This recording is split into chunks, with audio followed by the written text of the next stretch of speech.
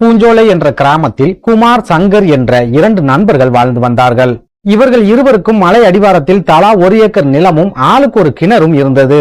இதில் குமார் என்பவன் கடுமையான உழைப்பாளியாக இருந்தான். சதா சர்வகாலமும் தனது வயலில் ஏதாவது வேலைகளை இவன் செய்து கொண்டே இருப்பான். அதே நேரம் சங்கரும் கடுமையான உழைப்பாளிதான் என்றாலும் இவன் எப்போதாவது தான் தனது வயலுக்கு செல்வான். மற்ற நேரங்கள் முழுக்க கடவுளை வழிபடுவதிலும் பஜனைகள் பாடுவதிலுமே நேரத்தை கழித்து வந்தான். இந்த சூழலில் ஒரு சமயம் அந்த கிராமத்தில் மழை பொய்த்து போனதால் மிகப்பெரிய அளவில் பஞ்சம் ஏற்பட்டுவிட்டது. இதனால் ஊரில் இருக்கும் அனைத்து கிணறுகளும் முழுமையாக வறண்டு போய்விட்டன. சங்கரின் கிணற்றிலும் ஒரு துளி கூட தண்ணீர் இல்லாத அளவுக்கு கடுமையான வறட்சி அந்த ஊரில் ஏற்பட்டுவிட்டது. ஆனால் குமாரின் கிணற்றில் மட்டும் எப்போதும் போல வற்றாமல் நீர் இருந்து கொண்டே இருந்தது. அதை வைத்து அவன் தொடர்ந்து விவசாயத்தை சிறப்பாகவே செய்து வந்தான். இதை பார்த்த சங்கருக்கு குமாரின் மேல் அதிக அளவில் பொறாமை ஏற்படுகிறது. குமார் சங்கரின் நண்பனாகவே இருந்தாலும் அவனது கிணற்றில் இருக்கும் நீர் நமது கிணற்றில் ஏன் இல்லாமல் போனது என்ற குழப்பம் சங்கரை தூங்க விடாமல் செய்து கொண்டே இருந்தது. இதனால் அந்த ஊரில் இருக்கும் பெருமாள் கோவிலுக்கு செல்லும் சங்கர் அங்கிருக்கும் பெருமாளை பார்த்து, நான் நாள் தவறாமல் உன்னை வணங்கிக் கொண்டே இருக்கிறேன். உனது ஒவ்வொரு பஜனையிலும் நான் தவறாமல் கலந்து கொண்டும் இருக்கிறேன். ஆனால் எனது கிணற்றை வறண்டு போக செய்த நீ எனது நண்பனின் கிணற்றில் தேவைக்கு அதிகமாகவே தண்ணீரை கொடுத்து கொண்டிருக்கிறாய். உனக்கு ஏன் இந்த ஓர வஞ்சனை என்று கேட்டு பெருமாளை திட்டிக் கொண்டிருக்கிறான். இப்படியே சங்கர் தினமும் கோவிலுக்கு வருவதும் பெருமாளை திட்டுவதும் தொடர்ந்து கொண்டே இருக்கிறது. ஆனால் சங்கரின் கிணற்றில் ஒரு சொட்டு தண்ணீர் கூட ஊறவில்லை. இதனால் சங்கரால் தொடர்ந்து விவசாயம் செய்ய முடியாத ஒரு நிலை ஏற்பட்டு அவன் கடுமையான பண நெருக்கடியை சந்திக்கிறான். ஆனாலும் சங்கர் கோவிலுக்கு செல்வதையோ பெருமாளை வணங்குவதையோ நிறுத்தவே இல்லை. தொடர்ந்து கோவிலுக்கு போய்கொண்டே இருக்கிறான். பெருமாளையும் திட்டிக் கொண்டே இருக்கிறான். இந்த சூழலில் விவசாயம் பொய்த்து போன காரணத்தால் கடன் வாங்க வேண்டிய நெருக்கடி சங்கருக்கு ஏற்படுகிறது. கூடிய விரைவிலேயே சங்கர் மிகப்பெரிய கடனாளியாகவும் மாறி போகிறான். கடன் தொல்லை தாங்க முடியாத சங்கர் ஒரு கட்டத்தில் தான் வாழ்ந்த வீட்டை விற்க வேண்டிய ஒரு சூழலுக்கும் தள்ளப்படுகிறான்.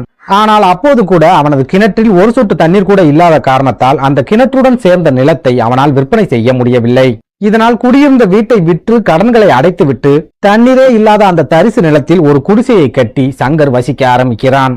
ஆனாலும் அப்போது கூட அவன் பெருமாளை வழிபடுவதை நிறுத்தவில்லை. தினந்தோறும் பெருமாள் பஜனைகளில் கலந்து கொள்வதையும் அவன் நிறுத்தவில்லை. அதே நேரம் அந்த ஊரில் பஞ்சமும் தொடர்ந்து கொண்டே இருக்கிறது. சங்கருக்கு ஒரு கட்டத்தில் சாப்பாட்டுக்கே வழியில்லாத நிலைமையும் ஏற்படுகிறது.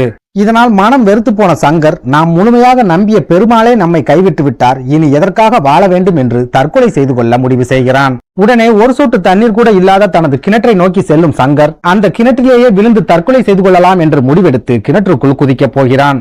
அப்போது திடீரென அவன் தினமும் வணங்கும் பெருமாள் அவன் முன்னே தோன்றி அவனை தற்கொலை செய்ய விடாமல் தடுத்து நிறுத்துகிறார்.